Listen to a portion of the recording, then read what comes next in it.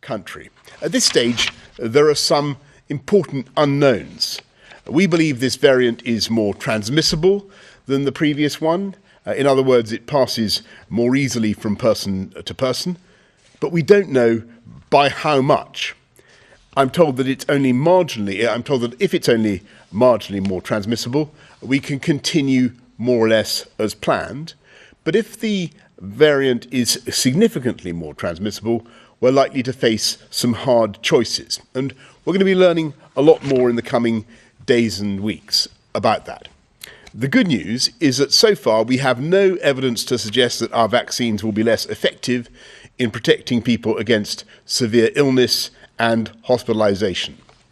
So that means we're in a different position from the last time we faced a new variant before Christmas because of the scale of our vaccine rollout, which Public Health England estimates has already saved almost 12,000 lives and prevented over 33,000 people from being hospitalised. So I believe we should trust in our vaccines to protect the public whilst monitoring the situation as it develops very closely, because the race between our vaccination programme and the virus may be about to become a great deal tighter. And it's more important than ever, therefore, that people get the additional protection of a second dose. So following advice from the Joint Committee on Vaccination and Immunisation, we will accelerate remaining second doses to the over 50s and those clinically vulnerable right across the country, so that those doses come just 8 weeks after the first dose. And if you are in this group, the NHS will be in touch with you. We will also prioritise first doses for anyone eligible who has not yet come forwards, including the over 40s, and I urge anyone in those groups to come forward as soon as you can. At this stage, there is no evidence of increased cases translating into unmanageable pressures on the NHS, even in Bolton, and infections, deaths and hospitalisations nationally remain at their lowest levels since last summer. So, and this is a balanced decision, I do not believe that we need, on the present evidence, to delay our roadmap, and we will proceed with our plan to move to step 3 in England from Monday. But I have to level with you that this new variant could pose a serious disruption to our progress and could make it more difficult to move to step 4 in June. And I must stress that we will do whatever it takes to keep the public safe. Our surveillance and data gathering is now so advanced that if there was a danger of the NHS coming under unsustainable pressure, we would see the signs in the data very early on and could react in good time. And that gives us the confidence to continue moving forwards for now. But I urge everyone to exercise the greatest caution, because the choices we each make in the coming days will have a material effect on the road ahead. To those living in Bolton and Blackburn, I'm very sorry that you're once again suffering from this virus, and I know how hard it has been for you, having been in a form of national or local lockdown for longer than almost anywhere else.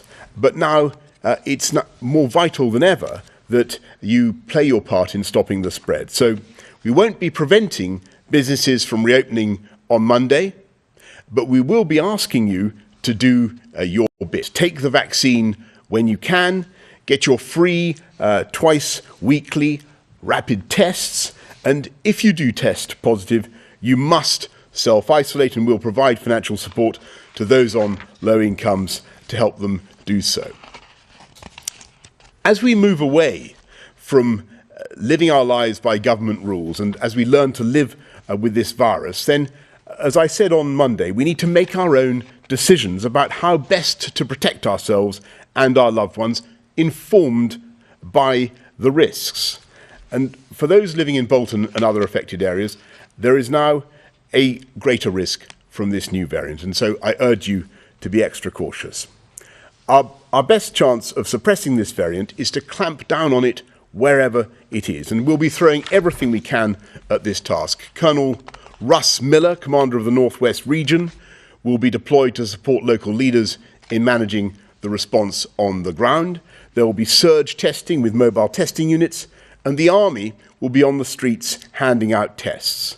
And there will be targeted new activity in Bolton and Blackburn to accelerate the vaccine take-up amongst the eligible cohorts, including longer opening hours at vaccination sites. And to everybody else across the whole country, wherever you live, please get tested twice a week for free and get a jab if you're eligible. Remember, hands, face, space, and fresh air. Observe social distancing from those you don't know. And if you're seeing loved ones, think really carefully about the risk to them, especially if they haven't had that second dose or if it hasn't yet had time to take full effect. I want us to trust people to be responsible and to do the right thing. That's the way to live with this virus while protecting the NHS and restoring our freedoms. And it's very clear now we're going to have to live with this new variant of the virus as well for some time. So let's work together and let's exercise caution and common sense. Thank you very much. I'm now going to ask Chris to do the slides. Thank you, Prime Minister. First slide, please. The first slides are very familiar to people watching these briefings. The first one is the number of people testing positive for COVID-19 in the UK, and as you can see, that has been on a steady downward path and is stable in terms of the overall numbers at this point in time. Next slide, please. We're also seeing, as people will be aware, a steady decrease in the number of people in hospital with COVID-19 in the UK, as this graph shows. Next slide, please. And the number of people who have died following a COVID test has also been steadily decreasing and has remained very low and remains low now. So the most recent 7-day average is 7 deaths a day. Next slide, please.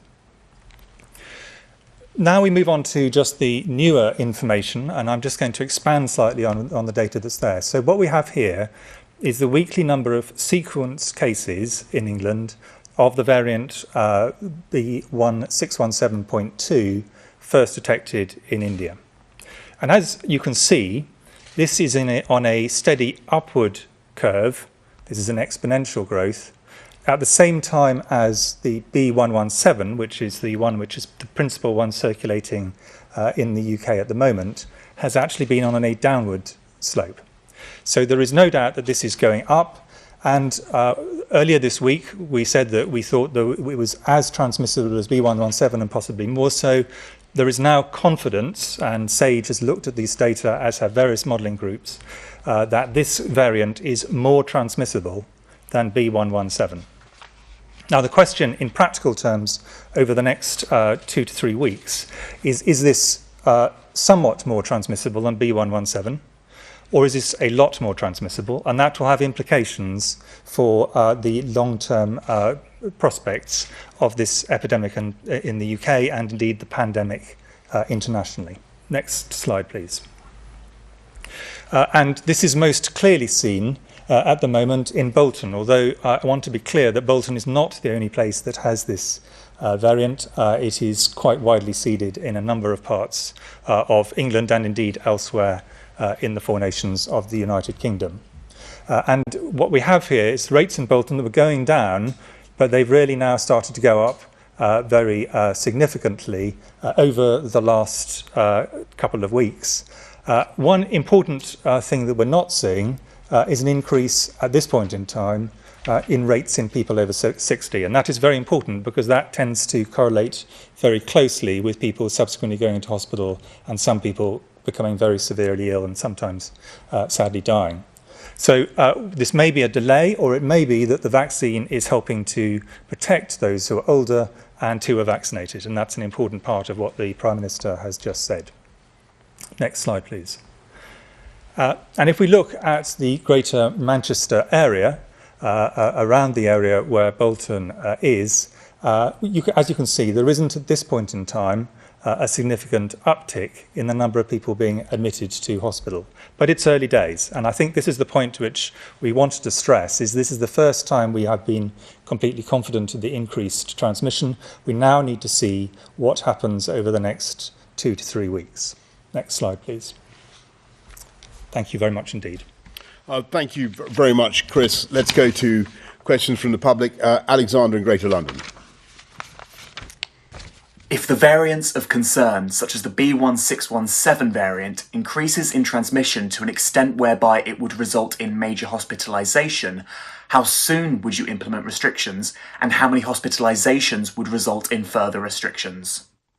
Thanks very much, Alexander. Well, I think the answer to that sort of flows pretty much from what I said earlier on, and that is that as soon as we saw that there was a risk of a really serious increase in hospitalisations on a scale that would risk overwhelming the NHS in exponential growth, then of course we would implement further restrictions immediately. And the purpose of this press conference is really to alert people to that necessity and to the extent of the risk that we now see in this Indian variant. But Chris, anything you want to add to that? Thank you. Let's go to Josh from Corby. With universities reopening next week and the restrictions on social gatherings soon to end in June, especially nightclubs, when can the under-30s expect to receive the COVID vaccine? Thank you. Chris, I'm going to ask for your view on the under-30s. Thank you. So as I think everyone knows, what we're doing in the UK is going in a very steady, but hopefully rapid and steady progression in terms of vaccination, starting with the most vulnerable people. So those are people particularly of older age, but also pre-existing health conditions. So obviously some people in their 30s, either because they're health or social care workers or because they got pre-existing health conditions, have already been vaccinated, and people indeed under 30. But for the rest of the population, we're going in a steady downward progression in terms of age, and the reason for that is that the risk is very strongly correlated with age, and so but the rate of vaccination is continuing to be very steady now. We've actually got to the point where people in their upper ages of their 30s, so 38 and 39, and this will steadily move down over the next weeks, are being vaccinated, and we hope to get all the way through to everybody having their first vaccine by the end of July. That is the aim. Additionally, as the Prime Minister has said, there is for people of all ages now an aim to accelerate to some degree the point where people get their second vaccination. And there are some advantages to having a second vaccination later, and some data on that, in fact, came out in the last couple of days. But what we do want to do is make sure that people have their second vaccines, and that's why the Prime Minister talked about the fact we're shortening the period from 12 weeks to 8 weeks. And this is because we think that people who've got a second vaccine will have greater protection, not only against the original variants, but also against this new variant. So it is very important that people who get their first vaccine also go on to get their second vaccine. And there's very clear evidence that people are taking that offer up very strongly across the UK and indeed in Bolton and surrounding areas. Thanks very much, Chris and Josh. Fergus Walsh of the BBC. Prime Minister, how likely do you think it is that the final unlocking will go ahead on the 21st of June? And for Professor Whitty, do you think that all those over 18 in hotspot areas should now have immediate access to a first dose of vaccine? Thanks, Fergus. And I know that everybody will be asking that question now. I think the truth is that we at this stage simply can't say for certain.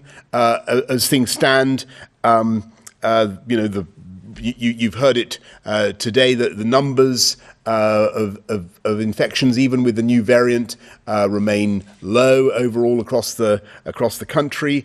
Even in Bolton, where there's been this spike in the new variant, we're not seeing the significant new numbers of hospitalizations. It remains broadly flat, and the situation is different from last year in this crucial sense that we are in the throes of an extraordinary vaccine rollout, which everybody knows and understands.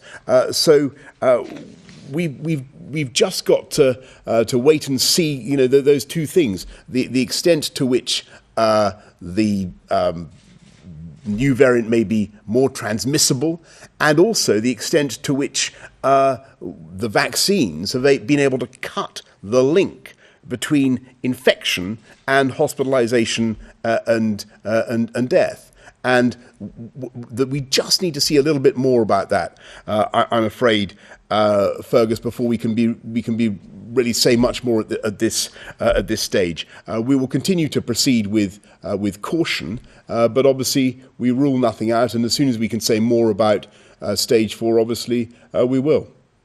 On the question you asked me, there's been a debate about this, but the JCVI, the Joint Committee on Vaccination and Immunisation, which brings together all the experts on this, has been very clear on this. Now, the fundamental issue is that we have a finite supply at any given moment in time of vaccine. So if you vaccinate one person, by definition, you're not vaccinating another.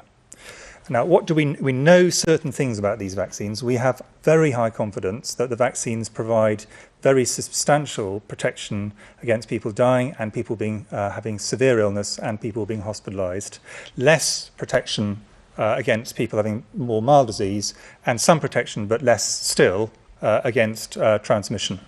And the expectation is with new variants that if you start to lose some vaccine efficacy, you lose it in the opposite direction. So in a sense, you first lose the very low protection of people having asymptomatic or very mild disease, then you lose the protection against the more severe disease, and finally against the really most severe disease and people having mortality. Now, the reason I'm giving that long preamble is it's to explain why it is that the thing we know this vaccine absolutely can and should do is to protect those who are most vulnerable, and that is very heavily predicated by age with this particular virus. So therefore, if we took vaccine away from groups, let's say in their late 30s, and transferred them to groups of people who are 18 or 20, who are at much lower risk of severe disease, the view of JCVI, and I think this is the majority view, it's not an absolute view, but the view of JCVI has clearly been this would lead to a net disadvantage overall. So the sensible thing to do is to prioritise the vaccines to those who are most at risk in all the places across the UK, because the virus is a risk absolutely everywhere, but there are very strong aims to try and accelerate and make easier vaccination in the areas which are most affected by this virus. So it's not that we're not trying to take the geographical spread of this new variant, the B617.2, into account. We very much do want to do that. Thanks very much. Emily Morgan, ITV. Thanks, Prime Minister. Given that the easing of restrictions is still going to go ahead on Monday, what would you say to someone who's planning to travel to Bolton? Because they come back to you for to visit family? Would you say that they should still go, and should they stay the night? Thanks, Emily. And I'm very glad you asked that, because I do think it's important that in respect of the areas where we are seeing these spikes, these higher incidences of the new variant, given the caution that I think we have to exercise with this new variant, the risk of extra transmissibility, I would urge people just to think twice about that. That's what we're saying. I think that we want people in those areas to recognise that there is extra risk, an extra disruption, a threat of disruption to progress caused by this new variant, and just to exercise their discretion and judgment in a way I'm sure that they have been throughout this pandemic and will continue to do so, I hope very much. Okay, thank you. Sam Coates of Sky. Hello, Prime Minister. These are your 4 tests for moving to the next stage of the unlocking of the roadmap. The 4th very explicitly says that there can't be variants of concern changing the assessment. Given that cases of the Indian variant have almost tripled over a week, how are you passing or saying that you've passed that test? How are you giving a green light on that? And what happens if, and how can you only say that you've passed these because you're assessing them nationally? If you just looked at one region like the Northwest, might you find that you actually fail several of them? And would you lock back down regionally? To Chris Whitty, there's some data out today suggesting that the Indian variant isn't really rising in the over 45s, a bit younger, I think, than you were saying. Is that right? And to Sir Patrick Vallance, according to Public Health England data, at least 122 passengers arriving from Delhi and Mumbai between late March and April the 26th were carrying this variant. In retrospect, do you think it was a mistake not to close the border from there sooner? Well, Sam, I'm going to try and pick up the question you directed to Patrick, since he's unfortunately not here. You probably can't see that for some reason, but I will just say on the borders issue, the relevant committee was looking at was the threat of variants of concern coming from abroad, and at that stage, India was not identified as having a VOC, a variant of concern. So that was why the decision was taken. Pakistan, for instance, I think had 3 times as much of variants of concern. They had, in particular, the South African variant. So that was the reason for that decision. But don't forget that everybody coming, forgive me, from India or indeed anywhere else had to face very, very tough quarantine rules. They had to self-isolate, they had to produce their passenger locator form, and so on. But on the, your fundamental question about the fourth test, I do think that I just go back to the original point. We are concerned about this variant. And that's the purpose, and we're serving notice that I think that it certainly may cause disruption to our attempts to continue down the roadmap, but they don't at the moment change the assessment about step 3, because if you look at the numbers, as I've said even in Bolton, you're not seeing a significant increase in hospitalizations, and the overall numbers across the country remain, as we've heard repeatedly, low and quite flat. So they're not changing the assessment at present.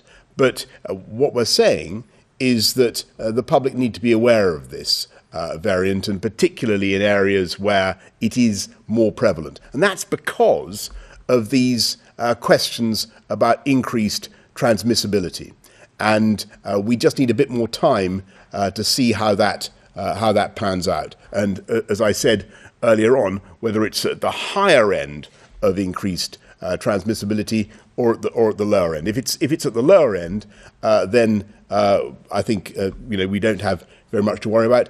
But if it's at the higher end, then we will certainly have to think about what extra measures we need to take to protect the public. And I want to be clear that we will react fast. We will react as soon as we can see clear and unambiguous data about this, and we will do whatever it takes to protect the people of this country. On the questions you asked me, and I'm actually going to pick up on the 4 tests additionally.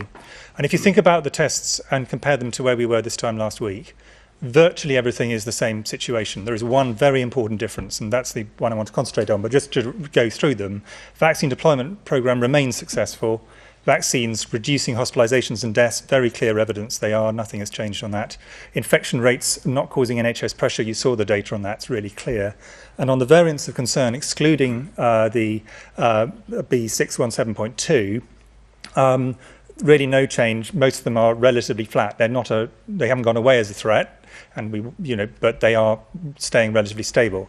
In terms of the 617.2 variant, one thing also remains the same, which is our current assessment of the vaccine, likelihood of the vaccine being effective remains what it was, which we think it will probably protect against severe disease and hospitalisation. We're not so confident about the degree to which it protects against milder disease and transmission, and that's just we don't have the data. That will come with time.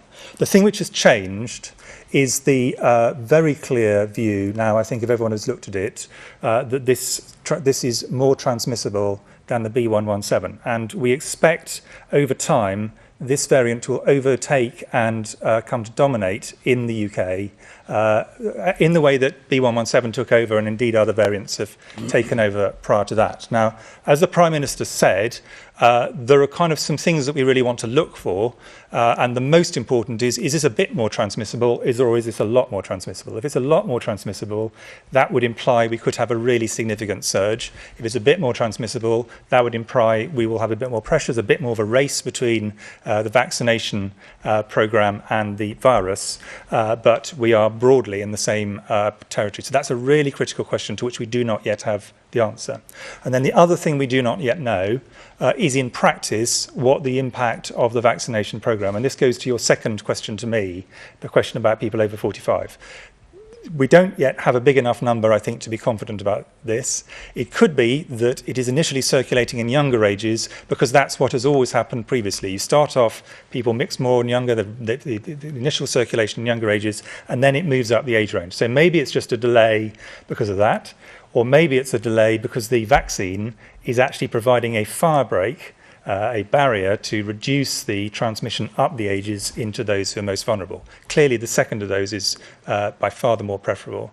But that we cannot say with confidence at this point, and that's the reason we need to look very carefully at this new variant, see how much faster it's growing than the old variant, and look at this issue about vaccines in practice. Thanks very much. Sam Lister, The Express. Thank you, Prime Minister. If you were forced to take the drastic decision to delay June 21st, realistically, how long will that delay be? Will it be a matter of weeks or months? Will we still get the great British summer that we were promised? And to Professor Whitty, given the Indian variant is spreading mainly among young, unvaccinated people, should those people in those groups avoid taking advantages of the new freedoms being introduced on Monday, such as going to the pub? Well, Sam, I'm afraid I really can't speculate about that in too much detail at this stage, because as you've heard earlier on, there's just some things we still don't know about this new variant, and we just need a bit more time. I think a couple of weeks we will know a much more than we do now. But I just want to say that I know this has been a kind of one of those press conferences when everybody hears something slightly disappointing or slightly worrying in the sense that there's a new variant that is a significant concern for us, does pose the real risk of disruption to our plans, and I've got to be absolutely clear with you about that. But it is also possible, Sam, that we could still be on the right track. We could still be set fair, and the big difference between this discovery of this new variant now and seeing the spike that we're seeing in Bolton, the difference between that phenomenon now and is that, and last December, is of course that we have the vaccines, and we're in a very different world now. But as Chris says, we need to be absolutely clear about transmissibility and about the effect of the vaccines on this new variant, and we'll know a lot more in a couple of weeks. Hugo Guy of the Eye. Thank you. Prime Minister and Professor Whitty, what effect will the decision to prioritise second doses of the vaccine have on the rollout overall? Does this mean younger people will have to wait longer to get their first dose than they would have previously expected? Or is the government finally going to dip into its stockpile of more than 10 million doses that have been delivered to the UK but not yet administered, and perhaps speed up the overall pace of the rollout to match Wales, which, as you know, is now quite far ahead of England, Scotland and Northern Ireland in how many people it's reached with at least one dose? Chris, I can certainly take that. I mean, the prioritisation of the second doses will not, we think, delay the situation, the rollout for people who are in younger ages. And there are a number of reasons for that, but one of the key ones is that the JCVI advice is that, except if rates went up very high, and we're not at that stage yet at this point in time, their primary recommendation is that people under the age of 40 will be vaccinated in most cases with one of the messenger RNA vaccines, Pfizer, Moderna, whereas the revaccination programme is largely at this point with AZ vaccines. So the expectation is this should not lead to significant delays. We don't have that trade-off, which has been the issue elsewhere. It is, though, to reassure people, we are very clear that we still want to maintain a slightly longer gap in terms of vaccination, 8 weeks rather than the rather shorter periods in some countries, and that is because we do think there are some advantages to that. So we're doing this relatively steadily. That was the advice from JCVI, and I think they've given some information about that today. Thank you very much. Alistair Smyth of Reuters. Prime Minister, do you think you might one day look back on the decision to ease restrictions across the whole of England this Monday as a big mistake? And with international travel restarting, should Brits realistically expect to get a summer holiday given the risk of importing new variants as happened with this one? Thanks. Thanks very much, Alistair. And on the, I think that we're in a different position from much of the past year, 14 months, 16 months or so, simply because we were able to see so much so early, and thanks to the testing that we're doing, thanks to the genomic sequencing, we're able to spot stuff really very fast. And so what we're trying to say at this press conference is that we do see a real risk of disruption in the new variant. We think that on balance, it's right to proceed with the current plans, given the very low numbers, given the fact that hospitalizations are not rising.